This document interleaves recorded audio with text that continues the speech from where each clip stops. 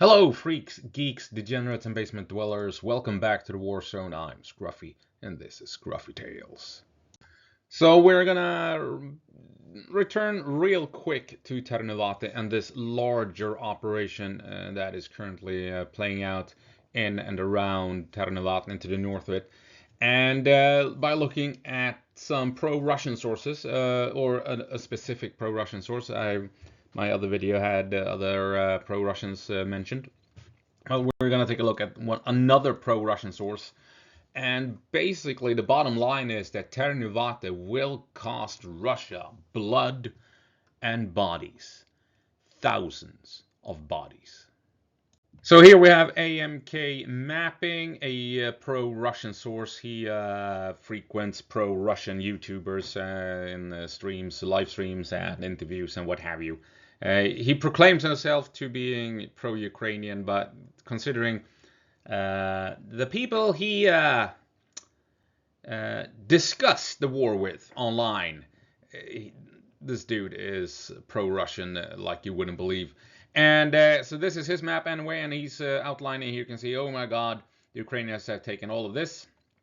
Have they? Have they not? Who knows? Maybe. But the bottom line is, though, according to him, Ukraine has secured 44.23 square kilometers in 5 days' time. One should add, in 5 days, 44 square kilometers. So if this is true, that has an impact on the Russian war effort. So according to the BBC and ISW rather, in 2025, Russia secured 4,700 square kilometers of Ukraine. That's roughly 0.75%, less than a percent of Ukrainian territory. And so we can compare all of this with what Ukraine has succeeded within 5 days here. This is along the entire length of the front line. And Kursk, I do believe, is included in this. So territory in Russia is included in this figure here. So this here, small advance by the Ukrainians, but it's focused in a specific area, so it is nonetheless a credible advance. But what do we have here? So Russia has, on average, secured 392 square kilometers per month. And Ukraine just pulled off 44 square kilometers in 5 days. That gives us a pace of advance at roughly 264 square kilometers in 30 days. Which is fine, I guess, for this war in a very specific region of the front line. Remember, this is along the entire length of the front line, thousands of kilometers, and this is just a couple of hundred kilometers. So this, by comparison, this is quite extraordinary for this war, this pace of advance. And Russia suffers on average 27,000 killed in action per month.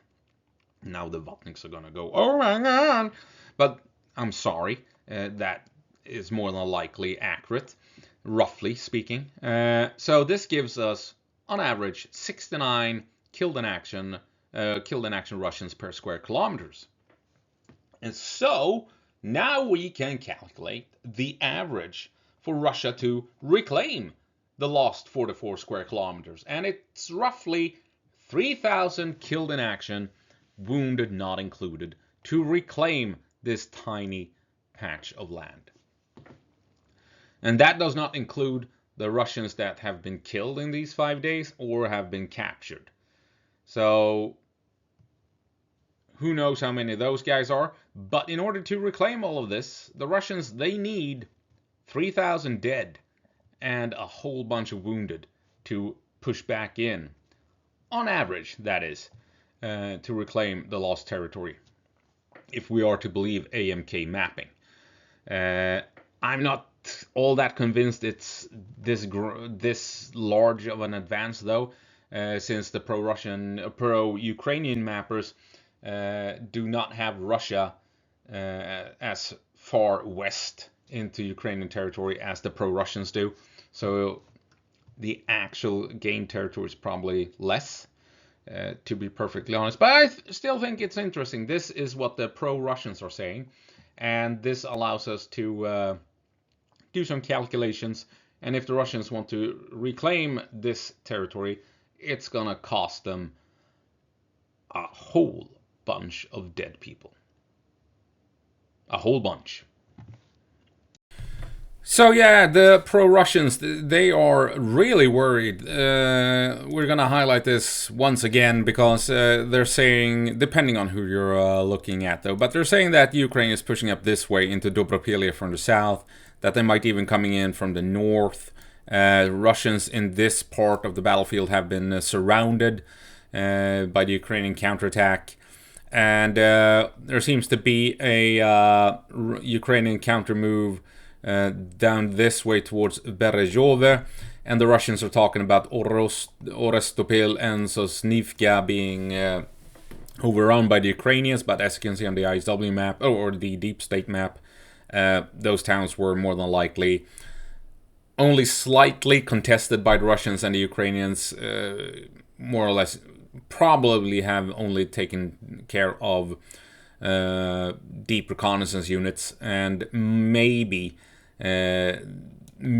coming down towards Berezhove from the north, since over here we saw Ukrainian drones striking targets as well.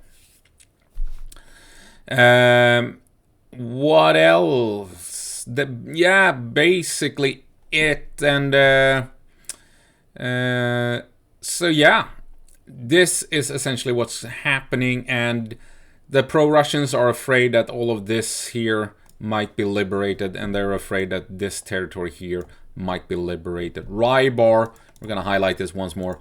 Rybar has this area here as infiltrated by Ukrainians, that there are still plenty of Ukrainians within that yellow circle causing trouble for Russian positions, which is interesting because that might indicate that if Ukraine takes Dobropilya, they could potentially continue out to link up with all of these units that they do have in place, if they exist, that is, in this yellow circle area, if they can push out from Dobropilya.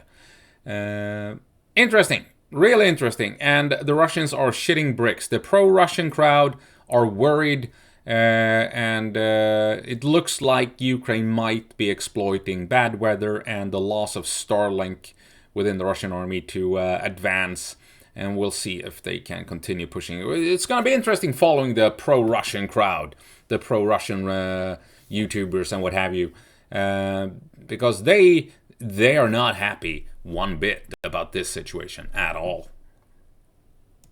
Well, short one. Hope you found it interesting, and I hope I'll see you in the next one. As always, go på marsch, Ukraine, and give them hell.